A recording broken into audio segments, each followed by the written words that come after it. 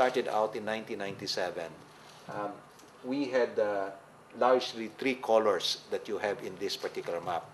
Red indicates areas that only had water supply for less than 12 hours a day. Yellow indicated areas that had water supply from 13 hours but less than 24 hours. And green indicated areas that had 24-hour supply. So when we started out in 10 years ago, only 26% of the area was green. In other words, 3/4 of the area did not have 24-hour supply. Now you could see that 98% of the area that we're serving now have 24-hour supply. And you could appreciate that a lot of these people, particularly those in low-income communities, you could imagine the improvement in the quality of life as well as the major savings that these people have managed to get. I think on our side, we had managed very early in the concession period to be able to make sure that we align our social and environmental goals with our business goals. This meant that we understood that we had to deal largely with the communities which we were serving to make sure that we will be able to deliver the right level of service. And in order to do that, it was necessary to be able to implement a lot of infrastructure improvements in these communities. It would have required replacement of pipes, metering a lot of services, so that precisely the areas of discomfort, meaning the lack of 24-hour availability, will be remedied. And you know that if you start going to any of these local communities in developing cities like Manila, it is extremely difficult to do so unless you're actively engaged with local communities.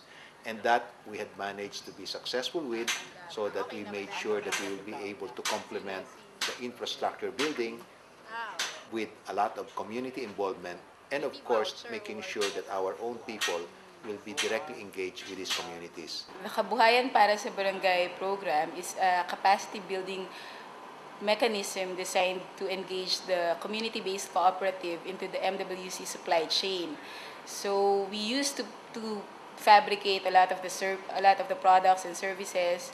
We used to do them ourselves. However, we've multi-skilled our employees and we've outsourced the production of these products. So we've chosen to engage the community as in order for them to get a livelihood and of course to continue our partnership with them. People in this area, Arienda Dulo, Taytay Rizal, is organizing ourselves to form a cooperative. On time, contributing effort and time and money to with a common goal, which is establishing an organization who will cater the basic services to the members. Then after 1 year, we start at about 20,000 pesos with 40 incorporators within the area. Then we start our business. After 6 months of operation, the members will become 100. Then we, through the help of Manila Water, they provide us, they tap us to become a distributor of water distribution system in the area, in the sense that the Arienda is a depressed area. Now, after doing the business with the distribution, MWCI now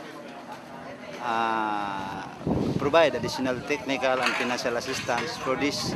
As what you see, our fabrication. As of now, we have almost 112 members. And of course, we are catering non-members also in terms of water distribution system. And we have an asset now of almost 500,000. The cooperative in turn becomes a vendor for us, so we can just award or order anything from them. The Kabuhayan para sa Barangay provides the funding, the training, the skills. We even tie them up with our suppliers so that they will not be burdened with the production of the product that we're asking from them. What's good with this program is that they don't have to buy any materials. They don't have to put them in stock. They only buy it when we need it. So the latest innovation, in fact, is the purchase order is their collateral. They can advance the supplies from the suppliers, and their collateral is the purchase order. So they don't even have to lay out cash. It's like they have a guaranteed credit line. And of course, they have a guaranteed market, which is Manila Water, because Manila Water will continue to need all these products and services.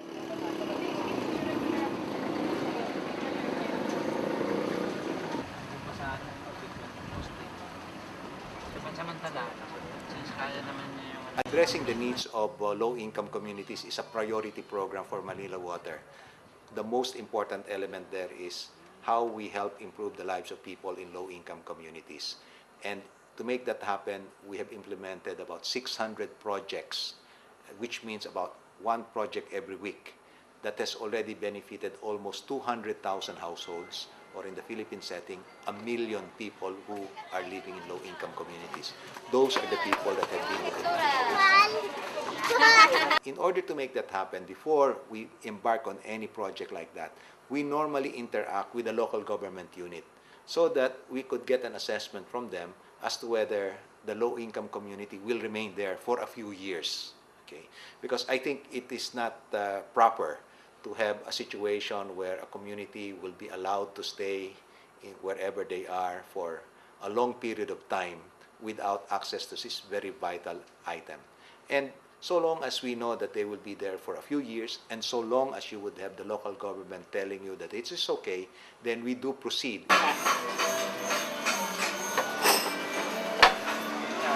Alitap-tap Multipurpose Cooperative is operated by us, producing meter protector and board ups and nipple different sizes.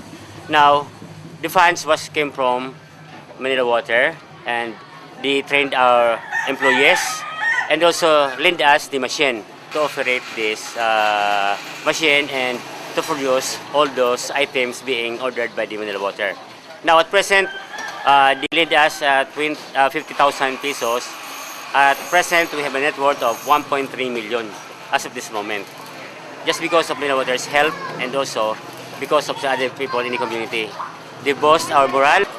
As long as they are operating, as long as the company exists, they will give us purchase order to produce all those products, and they assure us that payments within the cooperative and also the production and the quality we maintain, they will give us always the purchase order to produce all those items.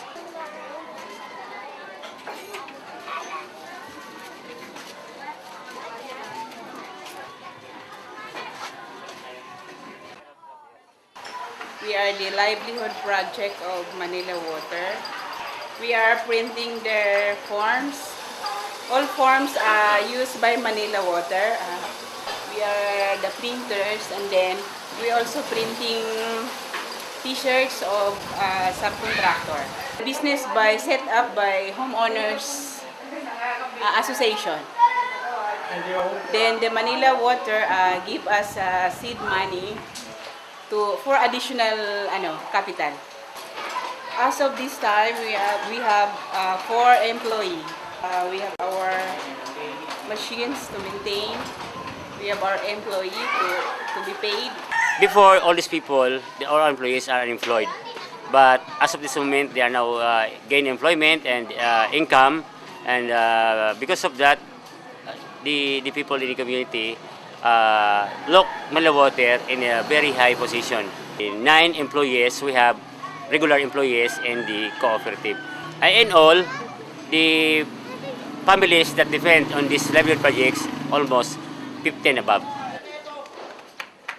These low-income communities generally would be characterized as having a much faster level of growth rate in terms of population. And as a consequence, we found that in the case of these communities that used to be served, they would not get 24-hour supply. Most of the time, they would be getting their water supply only at night. And so you could imagine the negative effect that this had relative to these communities. And this was largely because the the substandard pipelines or the pipelines that were probably outgrown by the population. They were old, they were small, and they were leaking.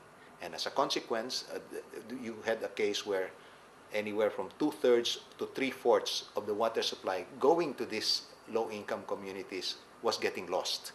And so what we had adopted as a strategy was to get engaged with that community so that we could in turn replace the whole pipeline network in that local community. And after we did so, because of the fact that we now had managed to remove the physical losses, we now managed to get the whole community having 24-hour supply.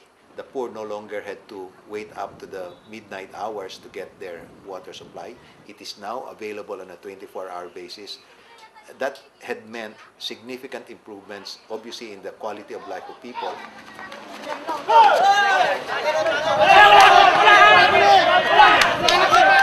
In some of the communities that are low income, what we also do is to try to make sure that the type of pipelines that we're going to be putting in would also be done in a fairly economical manner.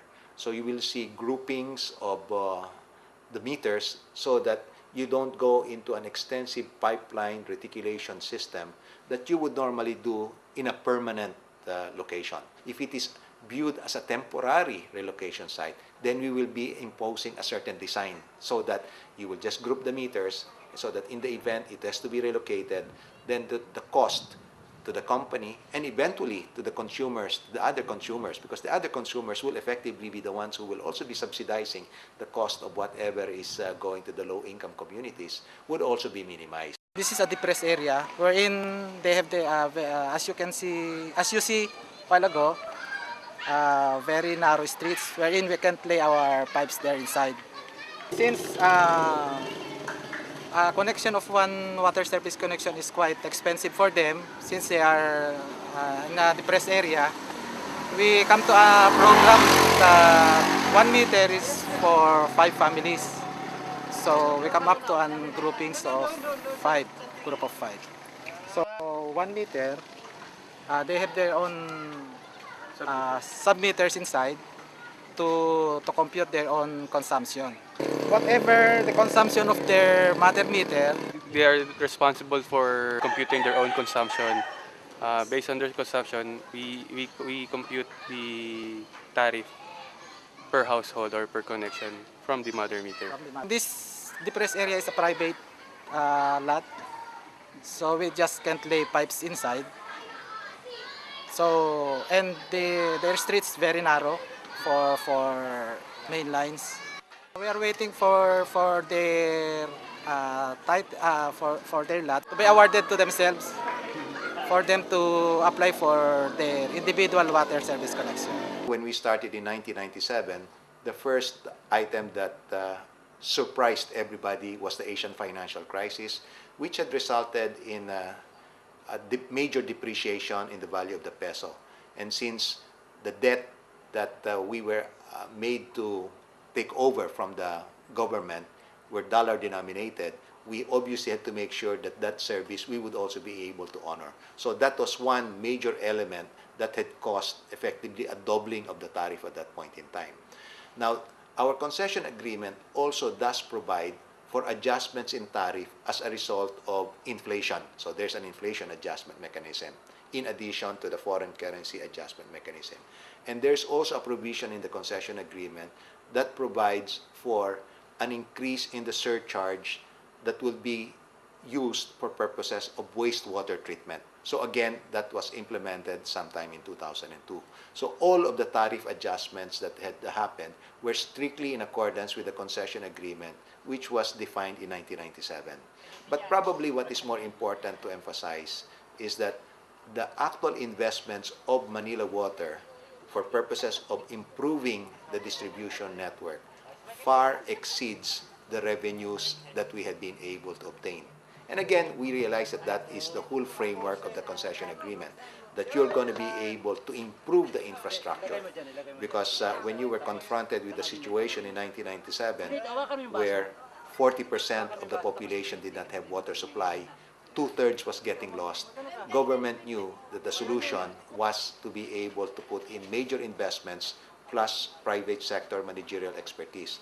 That we had been able to do. Our success has been fairly dramatic. We managed to reduce what used to be 2/3 of water getting lost. We have significantly reduced down to less than 1/4 of the water now. We managed to recover that level of water supply and made that available to a greater number of people. And when we did so, we managed to increase dramatically the number of people who had access to 24-hour supply.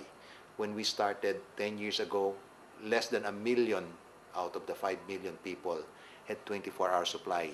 Today, practically the whole 5 million population in our area has 24-hour supply.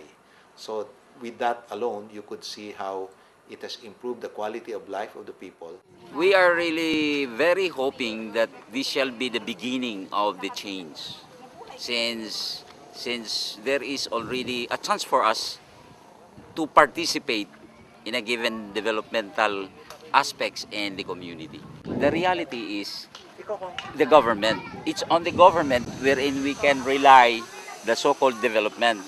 But due to the budget constraints on the side of the governance here in Rizal, we cannot so much totally rely on them. So on time then, that the world of us were being open, that there was a private entrepreneur like the MWCI who gave us a hope on the so-called participative part of the development.